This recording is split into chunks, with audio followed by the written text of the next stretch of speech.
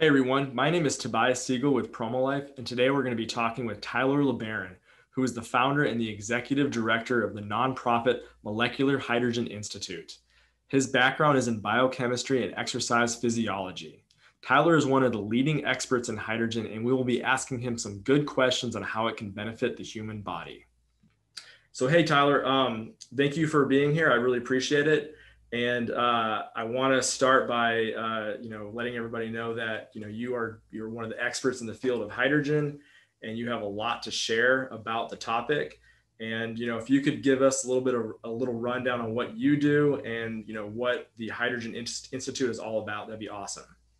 Yeah, sure. Yeah, my pleasure to be here and talk about molecular hydrogen and some of the research and things that we're involved in. So yeah, I came across hydrogen gas for therapeutic use about 11 years ago, and I got involved in that. And like you said, I was my undergrad was in biochemistry, and so I did master's in exercise and sports conditioning, and always looking at learning about molecular hydrogen, how it can apply to all these different fields. Well, I was in Japan. I did actually an internship in Japan in 2013, where I researched the molecular mechanism of hydrogen gas. And when I saw with my own eyes, like that hydrogen gas really is exerting biological effects that could be really quite beneficial for us as humans, or for your pets. Oh, Um, wow. yeah, then I thought, I want to get this education out there, and I want to research more of this. So that's when I started Molecular Hydrogen Institute, which, as you said, is a science-based nonprofit. So I primarily use as a kind of a platform to help educate and collaborate with different people. So I've been able to develop some pretty strong relations with a lot of different universities all over the world. Of course, a lot of the research is being done in Asia, and so I have a lot of research, collaborators there, and I'm also, of course, in Europe, where I'm affiliated with the Yeah. Slovakia Academy of Sciences, and I'm doing research there. And so it really is exciting to be part of this growing area of molecular hydrogen research. So there's a lot of a lot of other experts in this field, and I'm just happy to be part of this, amazing discovery for sure. That's awesome. No, it sounds like you obviously know your stuff, and you're affiliated with a lot of great universities out there. So this is exciting. I want to definitely start by asking some good questions that we get quite often regarding hydrogen. Obviously, hydrogen, is flammable, and so the big question that people want to know is, so how is hydrogen safe, like especially for the human body, if it is considered a flammable substance? Right, right. Yeah, and that is important because hydrogen gas is flammable, and that's why we're looking at it for as an alternative energy source, because Yeah. it's such a good fuel source. It's very flammable. But there's a couple things about its flammability that you have to consider. If you just put hydrogen gas and oxygen gas together at room temperature, it's not going to explode. It's not going to ignite. Just like gunpowder Yeah. is also explosive, but you can store it at room temperature. And in fact, we do store gunpowder at room temperature. So it's only going to explode when you ignite it, right, with a match. But hydrogen gas, it can ignite when there's in presence of oxygen, even like with a spark or some flame source or something. So there does have to be some considerations with that. But you also have to consider that hydrogen gas is only flammable when it's above a 4.6% concentration, Okay. or when it's below a 75% hydrogen concentration. Because pure hydrogen gas is not flammable only because there's no oxidizer. Because Yeah. oxygen, of course, is right. It has to combust with something. You need that accelerant to help it burn. Right. Yeah. You have to have an oxidizer, hydrogen gas being the reducer, right? And of course, when it does, you just form water, which is a nice byproduct. You Yep. can actually drink it. um, but yeah, so it is something to certainly be cognizant of. We don't want a Hindenburg or something, but the levels of hydrogen gas that we use in most of the clinical studies is actually below the below the flammability level, and it Okay. still has a therapeutic effect. So we're talking about 2.3% hydrogen gas alone, and that level, which if you do the calculation based on Henry's law, is going to reach a cellular concentration of around 20 micromolar or so, Okay. which is enough. 20 micromolar, that's a significant concentration when you're talking about only 1 or 2 basal micromolar concentration. So you don't have to go that high. Now, there are actually a number of other clinical studies where they're using a very high concentration, 66% hydrogen gas concentration with oxygen, and that is flammable. But because of the humidity, because it's going into the body and all of this, well, then the chance of spark is totally gone. And anyway, so a lot of these things have been worked out. So always you have to be cautious about what you're doing. But for the most part, when it comes to the medical research and things, things are totally fine. That's the same thing with, like, we do a lot of ozone therapy here, and that's the big question we get is we use really low concentrations, and as long as we use it properly, it is 100% safe. And that's what people don't realize sometimes is when we use hydrogen, ozone, we're using it at levels that really are considered safe. So that's good. That's good news. Yeah. I always like to address like the history of things. And so, obviously hydrogen was first discovered, back in the 1700s. And so when did it start becoming, when did the idea take place where hydrogen could be used in medicine? Actually, I think the first time that somebody thought about this or was reported was this Italian doctor who talked about it in like 1793 or so. That's a long time ago.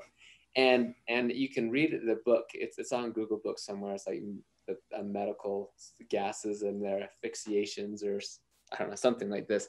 But in the book, it talked about how if you mix like 2 parts oxygen with 1 part hydrogen and this or this, and it talked about how it has these prominent effects at relieving this inflammation of the lungs and having these different benefits, and they went through a lot of different gases trying to talk about the potential benefits of it. So it seems that maybe it was talked about a long time ago back then, but didn't really, I haven't seen anything really since then. And then the next one was probably, there was an article published in Science, which is a serious journal. I mean, Science is like top notch. Oh yeah, absolutely. Journal, right? Well, and what they did is they used hyperbaric hydrogen therapy for cancer treatment, for melanoma cancer in rats, and they found just this amazing effect. I mean, just the hydrogen, high concentration hydrogen in the hyperbaric environment totally basically got rid of the cancer. Wow. But then the problem is that's maybe, it was very high concentration hyperbaric. I mean, we're talking about like, what do you do in a hyperbaric? Like, I think normally you like 1.5 or 2. I think you can go up to like, I've seen it go up to like 3 bar sometimes. Yeah. So this study was like 8 or 9. Oh, bars. wow. So it's very high concentration. It was like 99% hydrogen or something, and then the rest, of course, oxygen. So the moles of oxygen would actually still be the same amount at 21% oxygen at 1 atm. But anyway, probably it didn't pick up because it's like, how is this clinically feasible, right? Well, that all changed in 2007 when an article was published in Nature Medicine. It's the other like top medical journal. Yeah.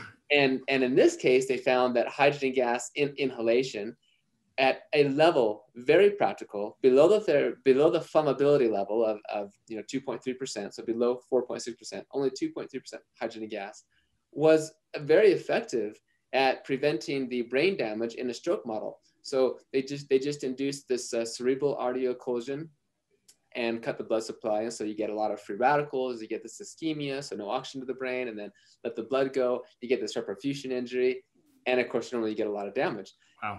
But when they used helium gas, of course there was a lot of damage still, but when they used hydrogen gas, it was markedly suppressed the brain damage just by using a hydrogen gas. And that really got the research just tremendously going, exponential. I mean, and so right now there are probably about 1,500 publications about molecular hydrogen. Okay. And if you look at, so 2007 was kind of when this really started growing. And typically it takes about 2 to 3, sometimes even 5 years to do a good study, right? But, it's a lot of work. It really is a lot of work to publish a good article. So if you consider it takes that many years, then really when you're looking at 1,500 studies in the past, since 2007, that's a really tremendous, remarkable amount of growth, and researchers all over the world looking at this. So it's really quite surprising. That's awesome. So it sounds like 2007 was the mark that it really started taking off. Yeah, and that's honestly very similar with like ozone as well. It was, used for a while back in the 1800s, and it started taking off in like the early 1900s, and then got suppressed for a while, and then eventually took off again in the 60s and really started taking off into the 90s again. So Okay. yeah, I mean, a lot of this stuff has just been around for so long and people have kind of known about it, but it takes some more articles to happen and Yeah. to get it to take off. And to That's understand it. it's really Well, cool. and maybe one other thing, just kind of interesting, is sometimes we even with because you can also take the gas and dissolve it into water as Yeah. well. And there's even been talks of maybe these certain types of water can actually have rather high concentration of hydrogen because of basalt catalyzed reactions or maybe bacteria or something like this. So you talk about these myths and legends of like the fountain of youth and Oh all. yeah. Well, it could be that maybe some of these waters had higher levels of hydrogen, and people were like getting this water with hydrogen gas in it or something. So maybe it dates back even further. I don't know. That's a good way to think about it. I mean, hey, that would make sense. I mean, obviously, you have to. I always like to say, anytime you hear those things, there's always a good scientific reason which could explain what was going on. So, if you can trace it down, so that's really cool. Well, hey, another question I want to jump into is, hydrogen is considered a very powerful antioxidant, and we all, come into oxidative stress, whether that's through the environment or the food we eat. I know a major cause of or a major result of oxidative stress is the hydroxyl radicals. How can hydrogen be used to combat oxidative stress? Yeah, so it's a great question, and I think our understanding of oxidative stress is increasing and changing as it should be, because we need oxidation. So stress, of course, is too much stress is bad, but a little Yeah. bit of stress is good. Stress makes us grow. Of course, you guys of all people will know this in terms of ozone, because that is an oxidant. Yet it Oh has yeah, like, absolutely. right? So we need oxidative stress, and so it turns out hydrogen gas, although it is a powerful reducing agent in terms of like organic chemistry, but typically that's under pressure and you use catalysts like platinum or palladium or something.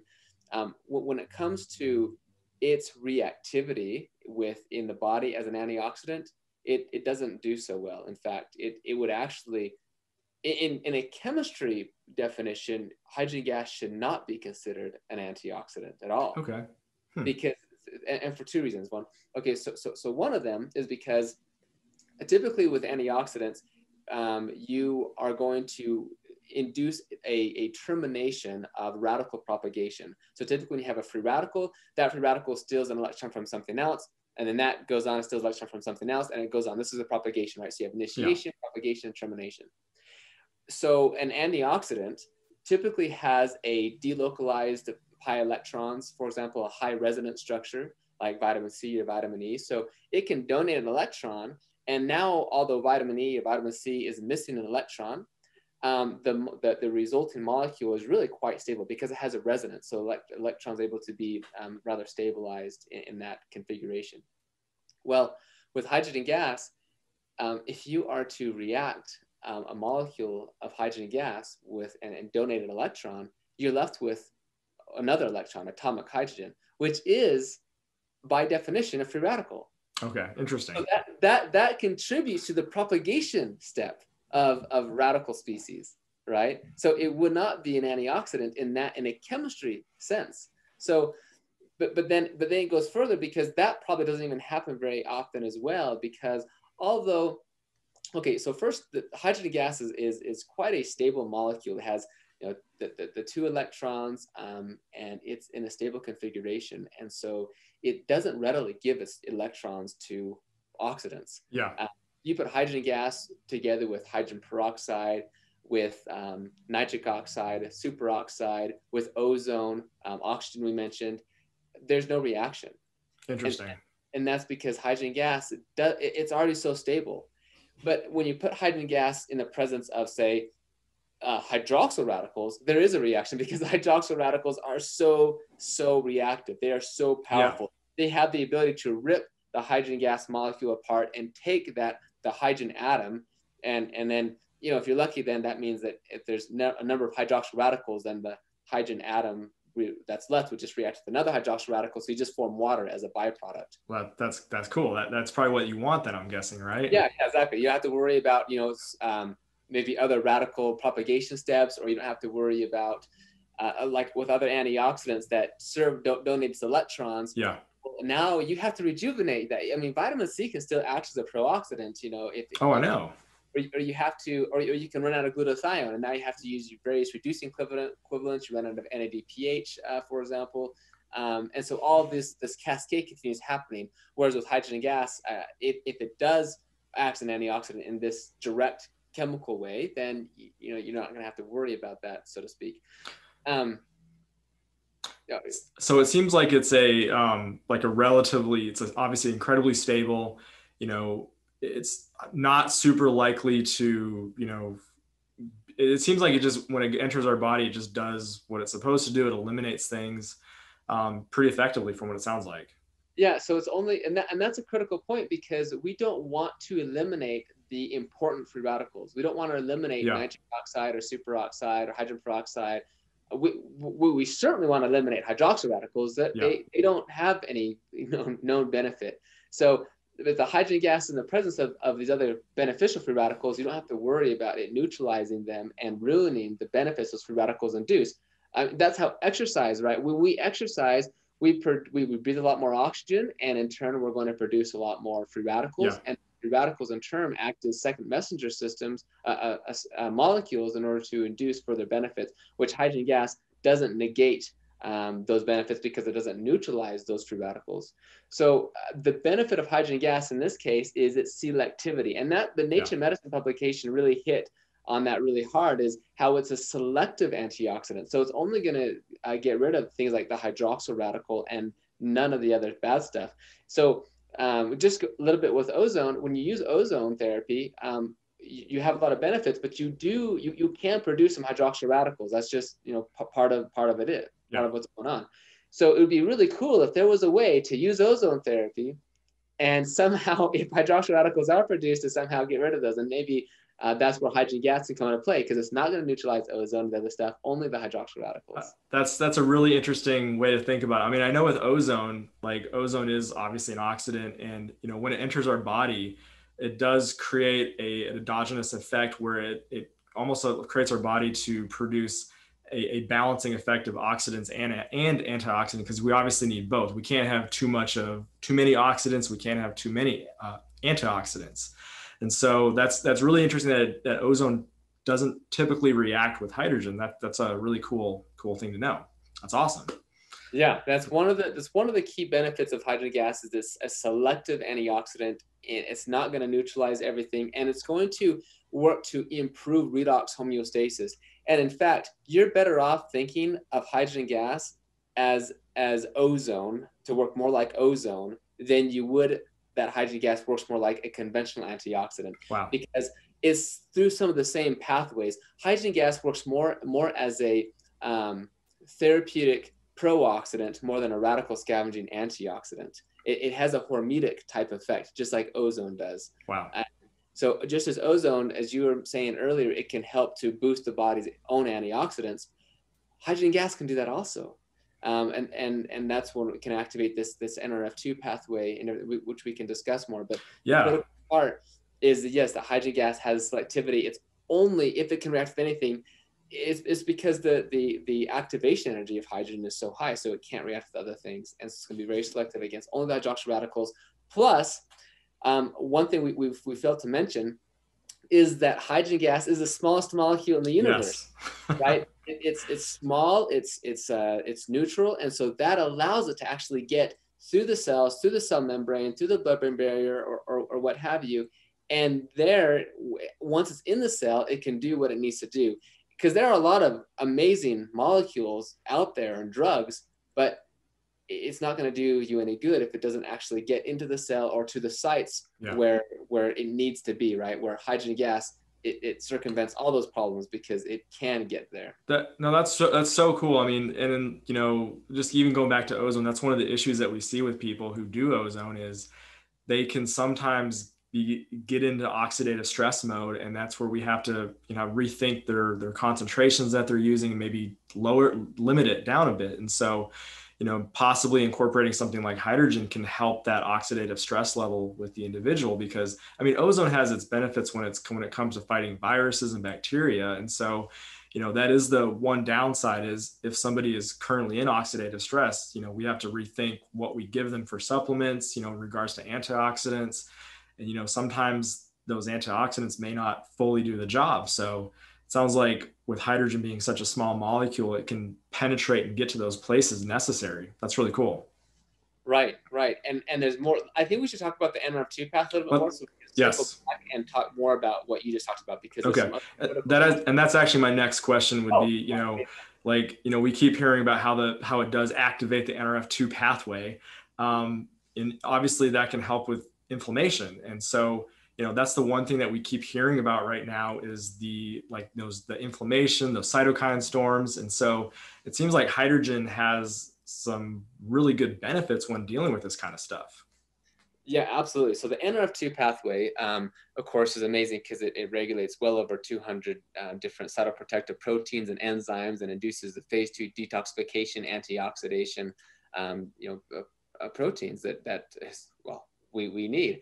So there is a very critical path about inflammation, which I think we can talk about that next. I want to just focus on the antioxidant aspect of this. So the NRF2 pathway, when NRF2 gets activated, it goes and binds to the ARE, the antioxidant response element portion of the DNA, and now it's going to induce the production of all these beneficial proteins and antioxidants, and that is why hydrogen gas is really considered more like an adaptogenic redox modulator. That's my terminology that I would like to use. Like an adaptogen redox modulator. So what happens is, if you have a cell that your glutathione levels are fine, your superoxide dismutase levels are fine, all these things are fine. If you give that cell ozone, it's going to be interesting, right? If you give it ozone, of course, you're going to see those levels are going to decrease very quickly because they're going to be used up, and then you're going to see this rebound effect. Hopefully, as long as you have enough substrates to make those antioxidants again, then it can come back up and it come in a higher level, right? And that's kind of what we want to see. Now, in contrast with hydrogen gas, if the cell is completely fine, and then you give the hydrogen gas, you see that all those other levels of glutathione, superoxide dismutase, those levels don't change at all. They stay essentially the same. Okay. And so that helps to assure you're not giving more oxidative stress than the cells can handle. So like if you were to take, and this is actually one study, and they actually showed hydrogen gas acts as a mitohormetic effect, whereby Osawa, Dr. Osawa was the one who published, was the first author in the Nature Medicine publication. And I was talking to Professor Osawa about this in China. And it's really interesting because he took hydrogen peroxide, just a very small amount, and that would kill some cells, right? But it could also induce some benefits and things. And then you add, if hypothetically, if you were to also add then at that time ozone, then you would see more cells die, because ozone is very strong oxidizer. In this case, hydrogen gas also has this oxidant, this pro-oxidant hormetic type effect. So when you add the hydrogen gas to cells that are already oxidized because of this hydrogen peroxide, then you would expect to almost see more cell death. You see more oxidation, but instead you saw the opposite. Instead, you saw increased cell survival, and you saw slightly less oxidation, going back to that homeostasis. Okay. Interesting. But then when you add when you add hydrogen gas, let's say, to the cells as a pre-treatment, and because pre-treatment is, and post preconditioning, this type of stuff, it's really, really therapeutic, because it can get your body ready to withstand later subsequent bouts of heavy stress or heavy free radical damage, right? So if you give the cell hydrogen gas before, and then of course the hydrogen gas is gone, and then you give it hydrogen peroxide or ozone or something, well, you see a significant reduction in the level of actual oxidative stress, because that pre-treatment with hydrogen gas is always like it primed the cells to get ready to handle levels of oxidative stress, and then you can still get the other benefits that drug or whatever it is would induce, because it's still going to induce changes in gene expression, right? Wow, that's So really cool. Yeah, I mean, that's like the same thing that we run into with ozone. Like we always try to preach, and the theories are changing, constantly, but we definitely preach, you got to have some form of antioxidants. You got to make sure you're not dipping below that oxidative stress level, and that can be dealt with like glutathione and other types of vitamin C and other types of antioxidants. And so that's really cool about priming the cells and using hydrogen as that mechanism to almost make other types of therapies more effective. That's really, really cool. Well, and the other thing is again, it's selective, and it has the ability to kind of sense which cells need extra help versus other cells. So going back to my analogy, if you have a cells that everything is perfect, you don't see a decline in antioxidant status. You don't really see an increase in antioxidant status. Things are already pretty much where they should be, right? Or you meet small changes within a very small range, right? And then in contrast, if you have cells that are suffering from oxidative stress because you've been administering some chronic problem or even acute issue, and so the levels of glutathione are lower, or superoxide mutase levels are lower, then you administer hydrogen gas, then those levels go back up. They go back up to antioxidant status. And again, that would be different if the levels are low and you administer ozone, those levels go down lower, and then hopefully that forces the cells like, okay, we got something going on. So the rebound effect, and brings it up higher, right? But because a lot of the patients are different, everybody is different. Maybe they're depleted already in N-acetylcysteine, for example, or other substrates to make these antioxidants. Then you administer, say, ozone or whatever, hyperbaric oxygen or something, and you get this decrease, waiting for this rebound effect, and then maybe that doesn't happen. So then, like you were saying, we got to adjust the ozone concentrations. We need maybe the frequency, the dose, all this kind of stuff. Well, with hydrogen gas, there's none of those concerns, because when it's already down like this, it's either A, going to bring it back up, or B, maybe you won't see it go back up because you're missing N-acetylcysteine, or you're missing some actual substrates that are required to bring that up. So when you take hydrogen gas, then it has a systemic effect on all the body. So maybe in these liver cells, maybe these ones we can say maybe they need nothing. There's three options. The cells need nothing, so these cells don't need anything. But maybe the kidney cells or something, maybe they actually need a little bit of antioxidant status, right? And the hydrogen gas can help them. And then maybe the heart cells, maybe they have too much antioxidants stuff, and maybe they have too many NADH reducing equivalents, or NADPH or something. Well, hydrogen gas, again, as an adaptogenic redox modulator, can go through and kind of modulate all those cells, getting them back to homeostasis, really preparing for when you do administer a stronger therapy like ozone. You're not going to have the same effects with hydrogen, in my opinion, as you would from ozone, because ozone is strong. Like it is. Do something. It's like, Well, it's going in there and killing things. I mean, it goes in there and like obliterates, viruses and bacteria, because that's the reason why it's relatively safe for us, is because we do have that antioxidant protection on our cells, but where viruses and bacteria don't. So ozone can technically go after those, and our body's, okay, but we still have to prime our body to make sure we're prepared for it as well. Right. So right. Yeah, exactly. That's super cool. I mean, this is so new to me, and, I'm just finding this so fascinating and super interesting. There's so many other things we can also discuss. I did want to definitely start talking about, I keep hearing about athletic performance, with hydrogen. So, love to get your opinion on why are people wanting to use this for exercise, and what is it doing, and how is it making these performance athletes better?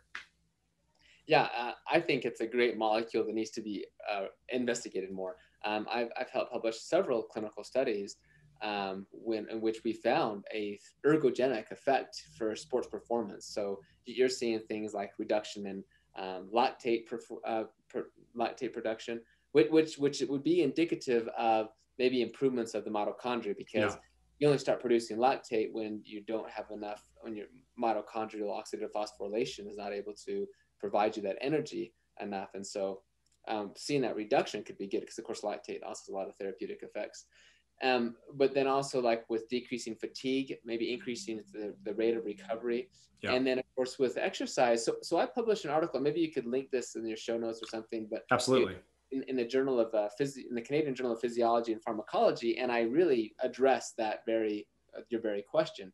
And I did something which I thought was a little bit novel, maybe not, maybe I just think it is, but I kind of compared, in chronic or I call it noxious exercise, and there's two kinds. Is one where you have the high level elite athlete who is exercising 3-4 hours like every single day, because that's just what it takes to be at that level, and that's just really hard on the body. It is. It really is. Yeah. You deplete your antioxidant status. You have higher levels of inflammation. You can get sick easier. All these things are happening, and you can increase aging, for example. So that's on that spectrum. That's bad. And then the other spectrum, that on the opposite end of the spectrum, we actually have a lot of people who don't really realize it. And these are the people who don't exercise every day, for half an hour, or whatever of normal exercise.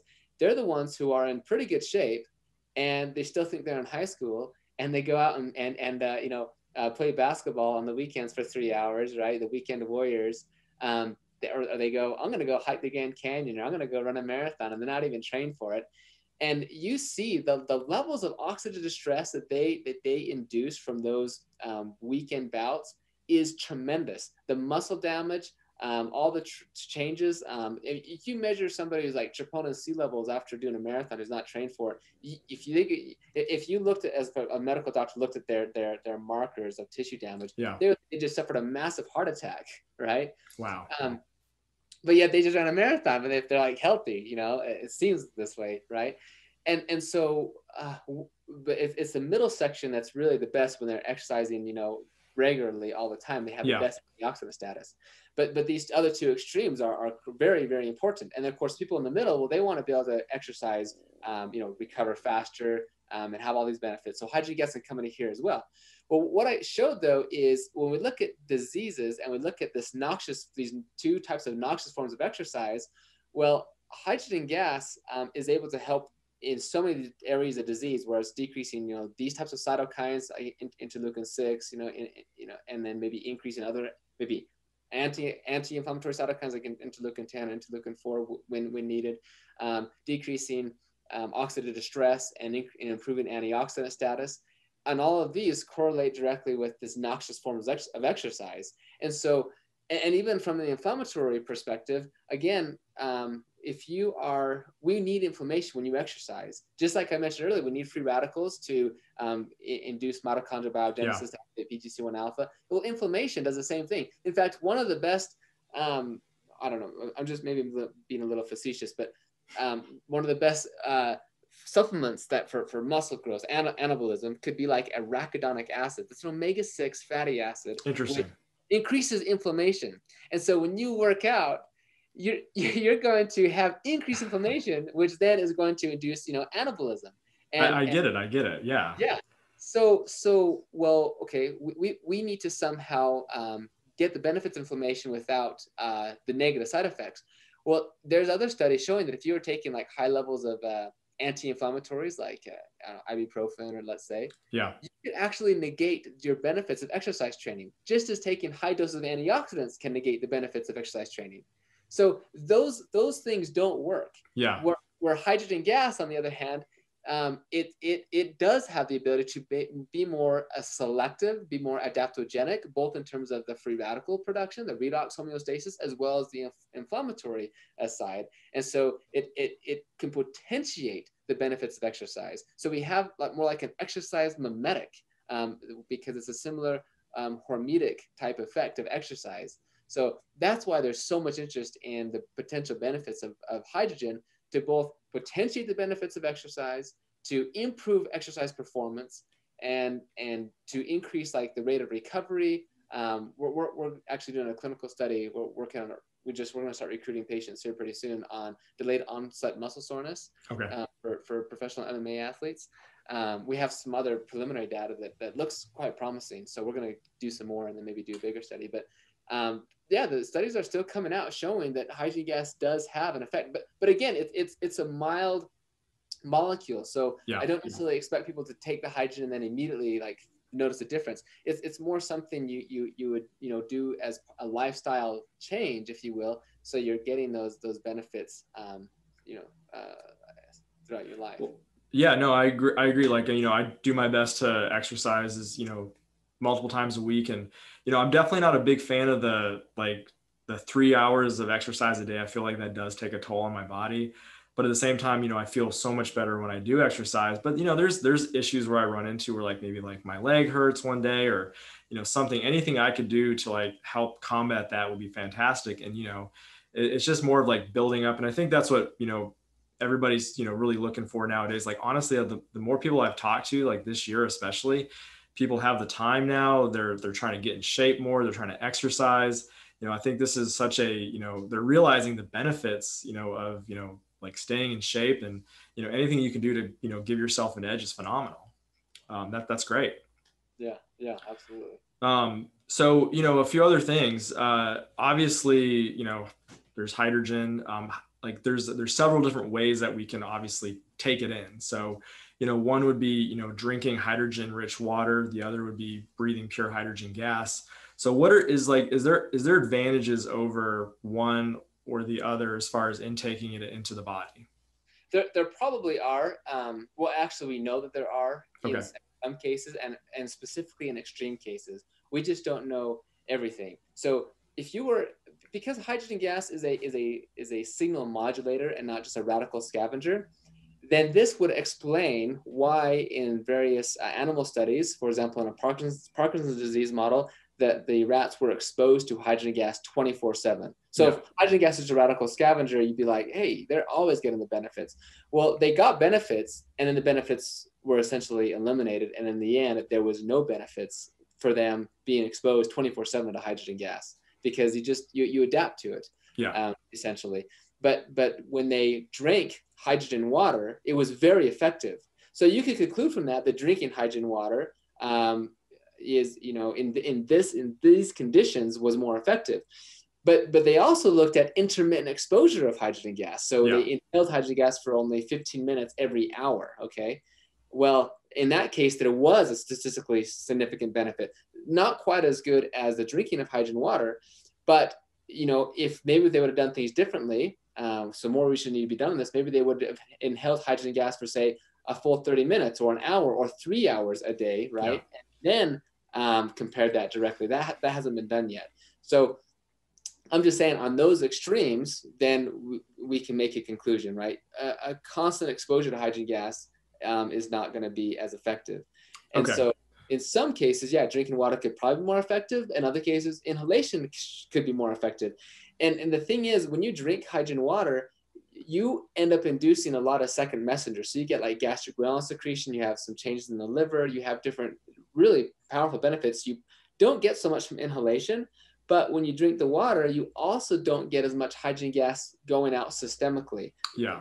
The concentration of hydrogen gas, for example, in the brain or in the foot or something, probably doesn't really change very much after just drinking hydrogen water. But inhalation, it would. You can actually measure the changes in the hydrogen concentration in these different tissues, because you're getting so much of it, and it can reach equilibrium through the passive diffusion. So it almost sounds like, drinking the water has its benefits, inhalation has its benefits, but if you're looking for more of a systemic approach, obviously breathing hydrogen is going to get it more throughout the body, if that makes sense. Yeah, exactly. You get it more systemically, but then we still don't know if that means it's long term or in this condition. But Yeah, I think I just, it's almost like an apple to orange comparison, because Yeah. the pharmacokinetics are so different, and when you change that, you also change the pharmacodynamics in a lot of ways. So if somebody is to drink water, obviously, we can pack so much hydrogen in parts per million into water. Like, is there like a ppm range or a parts per million amount that we're looking to hit in water for it to actually be beneficial with water? Yeah, probably. I mean, there's certainly a time when the concentration or the dose of hydrogen is not effective, because all water has hydrogen gas in it, because the atmosphere has like Yeah. 5% or ppm, so 0.0005% hydrogen gas. Um, but and that's not going to give you any benefit, right? To maybe make the conversation more simple, when we talk about ppm, we need to remember that at least in dilute situations, one ppm is equivalent to 1 milligram per liter. Okay. And because ppm is a mass to mass ratio, it's not molecule to molecule in this case, so it can be a little confusing. So if we talk about milligram per liter, well, most of the clinical studies are anywhere between 1 to 2 milligrams per liter of hydrogen gas concentration, drinking anywhere from a half a liter to 2 liters of hydrogen gas. So that means you probably want to take a bare minimum of a half a milligram of hydrogen per day. And that's actually the International Hydrogen Standards Association standard for what it constitutes hydrogen water, because there's only been one clinical study demonstrating that low of hydrogen has a beneficial effect, and lower than that has been other clinical studies that has shown lower than that is not beneficial. But that's not to say that in another disease and another condition, drinking even lower concentrations of hydrogen for a longer period of time could still be beneficial. Yeah. But I think overall, the trend is that higher doses of hydrogen, higher concentrations of hydrogen is probably more effective, because number one, hydrogen gas does not store or build up in the tissues. And so the higher the concentration, higher the dose, then you just increase the probability of inducing the favorable biological effect. Yeah. And we see this in cell culture. So if we start with 5 micromolar, 10 micromolar, 20 micromolar, we can see a dose-dependent effect in some cases, especially like radiation toxicity, up to 800 micromolar, or 0.8 millimolar, or which is 1.6 milligrams per liter at the cellular level. That means you'd have to be drinking like 100, milligram per liter hydrogen water, in order to, I have to do the math on that. But I'm saying a lot of water. You can't get to, or the amount of water you can't drink. Yeah. And we can see some dose-dependent effects in those cases. But again, not every case, not every state or condition shows a clear dose-dependent effect. In some cases, there's no clear dose-dependent effect. So again, a lot of research needs to be done on this. But I think the point is there's no indication that a lower dose is more effective than a higher dose. Okay. It's either that a lower dose is just as effective as a higher dose, and sometimes a higher dose is even more effective than the lower dose. Well, and I think that's really important that you stress that, because we run into the same thing with ozone therapy. Everybody thinks sometimes the higher the dose, the better. But that's really not the case. A lot of times at a lower dose, our body does so much better, because when we start looking at like ozone concentration ranges, at this concentration, it has more effect on damaging our cells, where at this concentration, it won't damage our cells. And so, it's really about concentration, in my opinion. And, sometimes people need lower concentrations and then higher concentrations. Right. And then you have to consider it's not only the concentration, but also the total dose that's being administered. Because with hydrogen gas, when you inhale hydrogen gas or take it, and then when you stop taking the hydrogen gas, it is gone out of the body within about an hour. Okay. So in regards to hydrogen breathing, so what would be like the amount of time that you want to do it versus like how much do you want to try to breathe? Like, if you don't mind addressing that as well. Yeah. So we don't really know. So we just this is just based upon my logic, my ignorant logic. So first off, in order to reach equilibrium, it's going to take about 30 minutes. So when you inhale hydrogen gas, let's say you're inhaling a concentration of 10% hydrogen gas, as an example, it's going to take about 20 to 30 minutes based upon Henry's law, to get to that concentration of about 16 micromolar, or 80 micromolar in the blood, so 0.8 yeah, 80 micromolar in the blood. And you know, it's going to take about that long to get there. So then I would think, okay, so then maybe that's a minimum amount, you know, maybe 20 minutes, 30 minutes or so could be a minimal amount. And then yeah, again, because we know on the other extreme, if you're exposed to hydrogen gas all the time, then you can start becoming basically, you build up a tolerance, you become adapted to that it. makes sense. So yeah, how long can you go? Well, a lot of the studies in animals only go to maybe 3 hours, right? But then I was in China before the corona virus, and there were a lot of cancer patients, and doctors are treating these cancer patients, and they were claiming that using inhalation of hydrogen gas for like 6 to 8 hours a day was more effective than only 1 or 3 hours. And that might be true also, but I don't know. But I would think your max, I probably wouldn't want to do more than say 8 to 12 hours a day. And maybe I mean, who knows? Maybe it had something to do with they were fighting a condition as well, so their body needed it more than somebody else, possibly. Yeah, exactly. There are so many variables. I guess those are just my bumper plates, if you will, in terms of like, and then because we don't know, maybe it's more effective. Do you do a half an hour 3 times a day, for example, as opposed to, I guess, every 90 minutes one session, or maybe a 90-minute session would be more effective. We don't know, but at least that is in the realm of what is being used in clinical studies. Yeah. And we're showing therapeutic benefits. And so I would say if people are doing that, keep it within the range that's being used in clinical studies, and try it for, you know, a few weeks or whatever. And then if you want to, change up your dosing frequency or protocol and see if you, I don't know, see if you notice anything different. That's really interesting. So it sounds like a lot of the clinical studies are being done at like 10% hydrogen inhalation and like 30 minutes from what it sounds like, or even longer. Well, they're really all over the map. So at least 1.6% concentration. Okay. A lot of the studies are being like the Japanese government has approved inhalation of hydrogen therapy for an advanced medicine for the treatment of post-cardiac arrest syndrome. Okay. And that is at 2.3% concentration because it's shown to be effective. The clinical studies so far are showing a lot of promise, and it's and like I said, it's below the flammability level, right? But then treating like the coronavirus and some other studies that are being done in China, they are using 66% hydrogen gas. Oh, wow.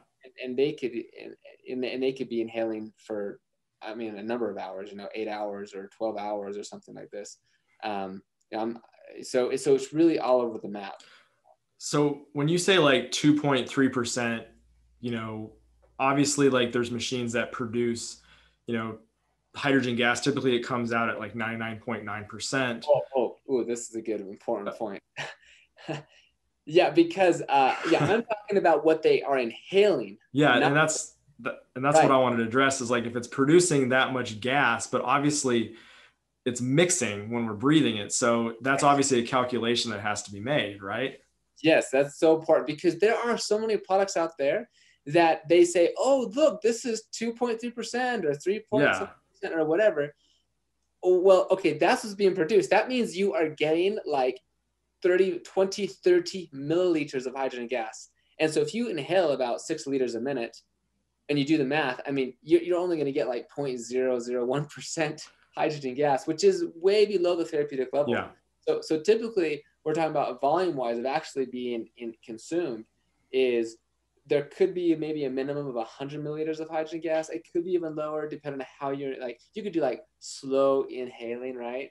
Versus slow exhaling. Like there's a lot of things that kind of go there, but a lot of factors. But typically, you know, 300 milliliters and above is often going to be at that level of what they use in the clinical studies. So that makes sense. So like if we're like, what is like if we're you know just breathing normally, like resting, what are we averaging, like 8 to 10 liters a minute or lower by chance? The average, so it depends on, you know, your BMI and all this stuff, but it's like 5 to 8 liters. So 5 to 8 liters. I like to use 6 liters per minute, and so you have so about 500 milliliters per breath, and then 12 breaths per minute. So and then 500 times 12, 6,000 milliliters. Yeah. And so then if you're inhaling, you could just go 300 divided by 600. 6,000, right? And then that's going to give you that percent. And you probably reduce that a little bit because you're only inhaling for let's say half that time. And so anyway, you end up being within that range that's being used in clinical studies. Okay. No, that's really good to know. I mean, I think that makes, that, and that's important. A lot of people think that, oh, I'm going to be getting this much concentration, but there's so many other factors that goes into that. I mean, we see that all the time on the ozone therapy side. We have to break it down in a way that, okay, this is actually how it works. And so there's, based upon your what you're doing, there's multiple factors that are going to come into play. And, it's something we constantly run into, and it's really good to educate the customer, in my opinion, that this is how it works. So. And same thing with hydrogen water concentration, because there's these ppm wars, let's say. Yeah. So like, oh, we have 5 ppm, we have 8 ppm. Well, it depends on the volume, right? Because obviously drinking 1 liter of 2 ppm, let's say, is going to give you a lot more total hydrogen gas than drinking 1 milliliter of 10 ppm, right? Yeah.